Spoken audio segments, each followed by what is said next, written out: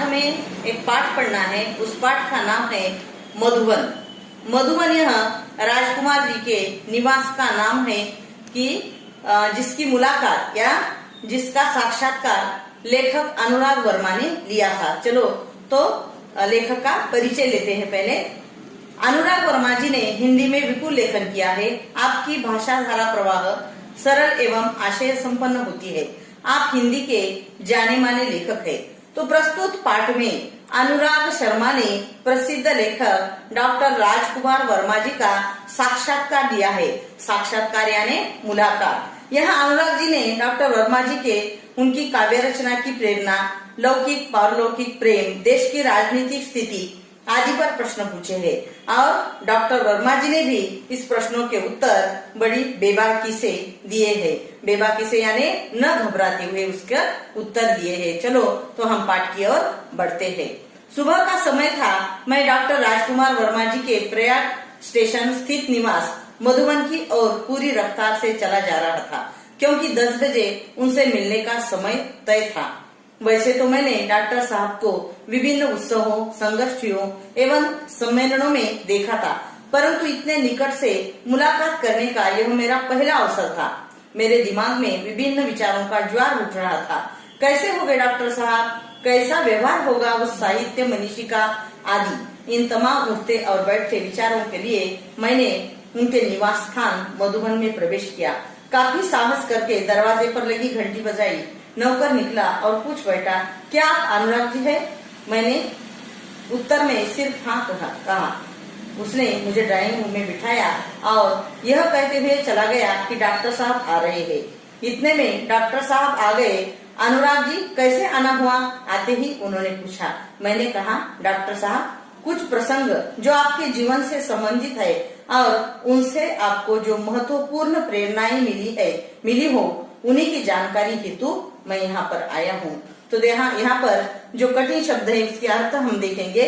संगोष्ठी यानी किसी विषय पर विशेषज्ञों का जो चर्चा सत्र है वह होता है। यहाँ पर एक मुहावरा भी आया है, ज्वार उठना यानी हमारे दिमाग में विचारों की हलचल मचना। निकट यानी पास। तो यह कठिन शब्दों के अर्थ थे। चलो तो पाठ के और हम बढ़ते हैं। तो डॉक्टर राजकुमार वर्मा जी के घर मधुबन अनुराग वर्मा उनकी मुलाकात लेने के लिए, उनका साक्षात्कार लेने के लिए तेज रफ्तार से जा रहे थे, क्योंकि जो डॉक्टर साहब है वह समय के बड़े पाबंद थे और इन्हें 10 बजे उनके घर पहुंचना था। इसीलिए वह तेज रफ्तार से घर की ओर जा रहे थे। लेखक कहते हैं कि डॉक्टर साहब से अनेक उत्सवों में या संगोष्ठियों के सम्मेलनों में उनकी जो मुलाकात हुई थी, लेकिन इतने निकट से मुलाकात यह पहली बार हो रही थी और उनसे इतने निकट से बातें करने का मौका उन्हें पहली बार मिल रहा था। इसीलिए लेखक के मन में हलचल मची थी। उनके दिमाग में विचारों का ज्वार उठ रहा था कि डॉक्टर साहब कैसे होंगे, उनका व्यवहार मेरा कैसा होगा और उस साहित्य मनीषी यानी विद्वान आदि का इन तमाम बातों के जो विचार है उनके मन में आ रहे थे और यह विचार मन में लिए लेखक मधुबन में लेखक ने प्रवेश किया। और प्रवेश करने के बाद नौकर आया और नौकर ने उन्हें पूछा कि क्या आप अनुराग जी है? और इन्होंने हाँ करके उत्तर दिया और इन्हें ड्राइंग रूम में उन्होंने बिठाया। और डॉक्टर साहब जल्दी से वहां पर आ पहुंचे और उन्होंने प्रश्न पूछा कि अनुराग जी कैसे आना हुआ? आते ही उन्होंने प्रश्न पूछा। तो लेखक कहते हैं कि डॉक्टर साहब मैं यहाँ पर इसलिए तो आया हूँ कि कुछ प्रसंग जो आपके जीवन से संबंधित है और उनसे आपको जो महत्वपूर्ण प्रेरणाएं मिली है उन्हीं की जानकारी हेतु मैं आया हूँ। देखो छात्राओं, जीवन में ऐसे कुछ प्रसंग आते हैं कि जिनसे हमें महत्वपूर्ण प्रेरणाएं मिलती है। हम बदल चुकते हैं, हम आगे जाते हैं जीवन में और प्रगति करते हैं। तो यही पूछने के लिए यहाँ पर आए थे और डॉक्टर साहब ने भी बड़ी सरलता से यानी सहजता से आसानी से उन्हें कहा कि अच्छा तो फिर पूछिए। देखो अब अनुराग जी डॉक्टर साहब से प्रश्न पूछ रहे हैं। पहला प्रश्न है, डॉक्टर साहब काव्य रचना की प्रेरणा आपको कहाँ से और कैसे प्राप्त हुई? इस संदर्भ में कोई ऐसा प्रसंग बताने का कष्ट करे कि जिसने आपके जीवन के अंतरंग पहलुओं को महत्वपूर्ण मोड़ दिया है। देखो यहाँ पर प्रश्न पूछा है कि ऐसे कुछ प्रसंग बताओ कि जो तुम्हारे जीवन में घट चुके हैं और उसके तुम्हारे अंतरंग पहलुओं को महत्वपूर्ण मोड़ लिया है। तब डॉक्टर साहब यहाँ उन्हें उत्तर दे रहे हैं। वे कहते हैं कि पहले तो मेरे जीवन में समाज की अंध व्यवस्था के प्रति जो है विद्रोह मेरे मन में उदित हुआ, प्रकट हुआ। ये जो हमारा समाज है ये अंध व्यवस्था में कैसा फंसे जा रहा है, लोग कैसा बर्ताव कर रहे हैं, इसे विद्रोह करना, ये मेरे मन में पहला विचार प्रकट हुआ। और सन 1921 में जब मैं 15.5 वर्ष का था तब गांधी जी ने असहयोग आंदोलन, पारिवारिक एवं सामाजिक व्यवधानों से संघर्ष करते हुए मैंने भाग लिया।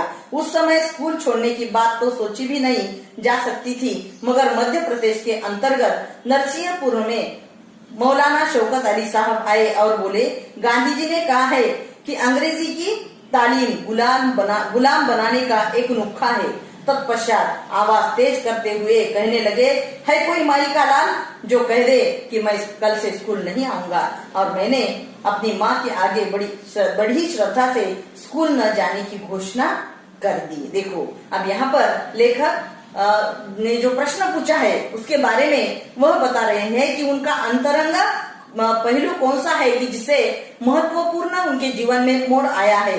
वो कहते हैं कि पहले मैंने अंध व्यवस्था के प्रति विद्रोह किया और बाद में वे कहते हैं कि मैं जब 15.5 वर्ष का था तो गांधी जी ने असहयोग आंदोलन, असहयोग यानी किसी भी काम में सहयोग न करना, और यहाँ पर वे कहते हैं कि मैं पारिवारिक एवं सामाजिक व्यवधानों से यानी बाधाओं से संघर्ष करते हुए वहां पर मैंने उसमें भाग लिया था।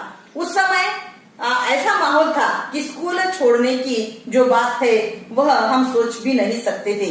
लेकिन मध्य प्रदेश के अंतर्गत नरसिंहपुर में मौलाना शौकत अली साहब आए और उन्होंने कहा कि गांधी जी ने कहा है कि तुम बच्चों को जो अंग्रेजी तालीम मिल रही है वो सिर्फ तुम्हें ज्ञान देने के लिए नहीं बल्कि तुम्हें गुलाम बनाने का यह एक नुस्खा है, यानी उपाय है।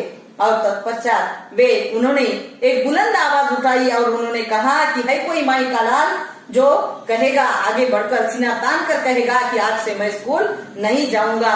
और लेखक कहते हैं ये इस देश प्रेम से मैं जो है मेरे मन में देश प्रेम की भावना उमड़ उठी और मैंने अपने माँ के सामने बड़ी श्रद्धा से स्कूल न जाने की घोषणा कर दी। ठीक है, यहाँ पर हम रुकेंगे, अगला भाग हम कल देखेंगे।